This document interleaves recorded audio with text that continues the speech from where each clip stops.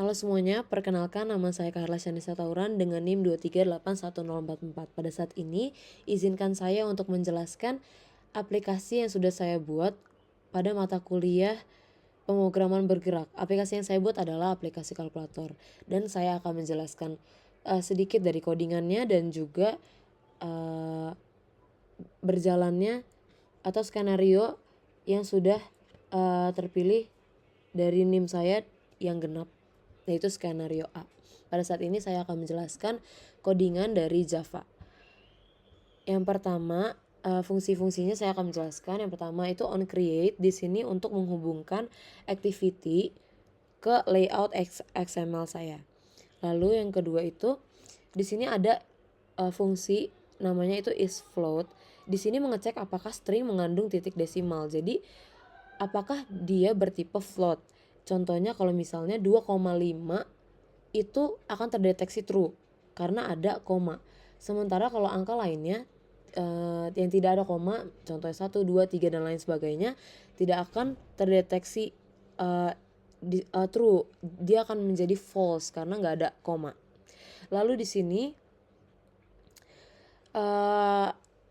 is operation in string. Jadi di sini itu mengecek apakah karakter itu adalah apakah karakter ada di salah satu operator. Contohnya ada plus, minus, bagi, dan kali.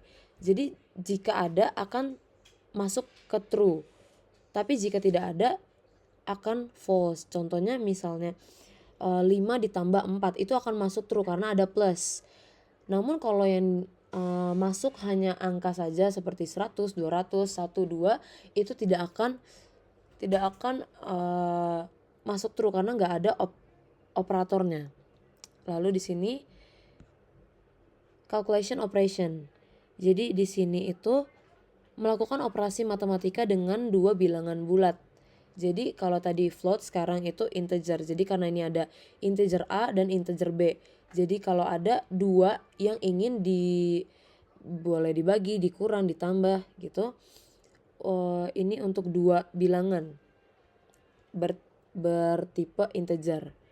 Dan sama seperti yang tadi, yang ini private float, ini untuk yang koma-koma, dua bilangan desimal.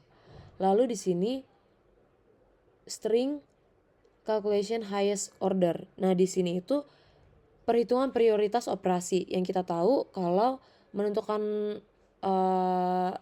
dan menghitung operator dengan prioritas tertinggi, di mana kali terlebih dahulu, lalu pembagian, lalu plus dan minus di sini. Baik, di sini cek is float operation. Di sini mengecek apakah operasi harus dilakukan dalam bentuk float, terutama untuk operasi pembagian dan hasilnya bukan bilangan bulat atau desimal.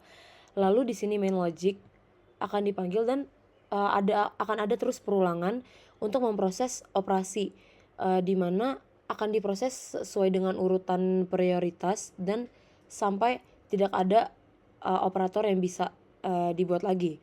Lalu di sini ada set operand. Di sini ada view dan number. Di sini menambahkan angka ke layar dan buffer.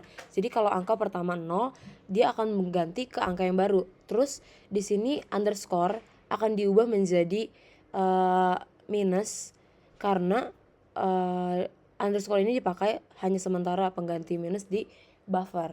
Lalu di sini ada fungsi angkanya, ada one press, two press, three press, sampai ada nil pressed. Nah, di sini dia tuh akan panggil set operand sesuai dengan angka yang ditekan. Tadi adalah 9, 8, 7 dan lain-lain sebagainya. Di sini nil press di sini hanya menambahkan 0 kalau bukan angka pertama. Lalu ada clear untuk mengclear, menghapus semuanya ya. Lalu di sini kita ke set operator. Nah, di sini menambahkan operator ke buffer, jadi mengubah underscore menjadi minus kayak tadi.